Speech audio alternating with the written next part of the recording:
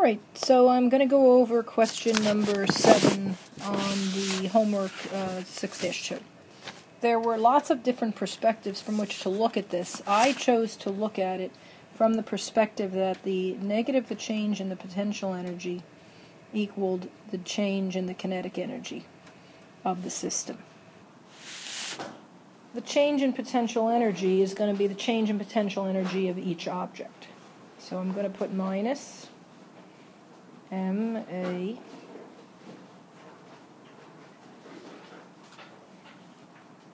that's going to be the change in energy of object A.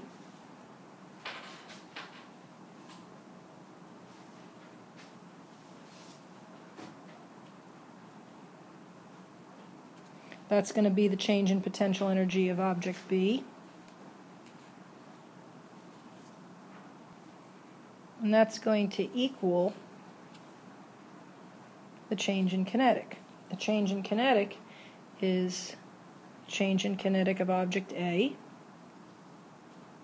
Now I don't have to put delta V because it's going to start at 0. So I'm not going to put delta V. I'm just going to put the V that it has at the end. And the same thing is going to be true of object B.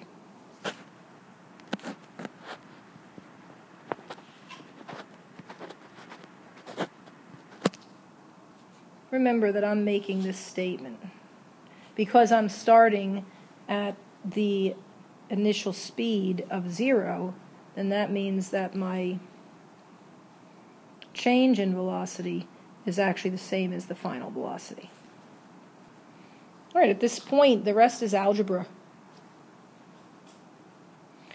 I stopped at this point because I do want to point out that the two objects are A and B are connected by the same string.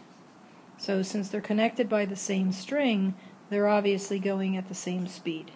So V, because they're connected by the same string, their velocities are the same. And so I end up with that. Now I'm going to factor out the V squared. Factoring out the V squared, now I'm going to bring the 2 over here, and I'm going to bring that and divide. Alright, so I brought the 2 over.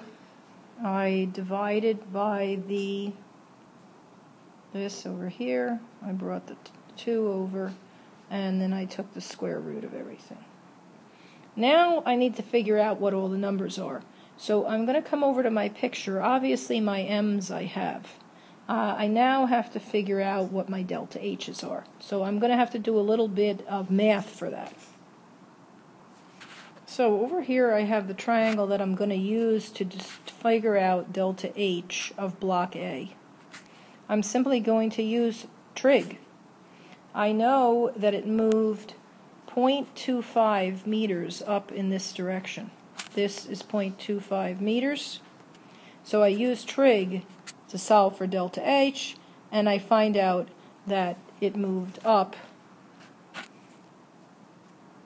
0.15 meters.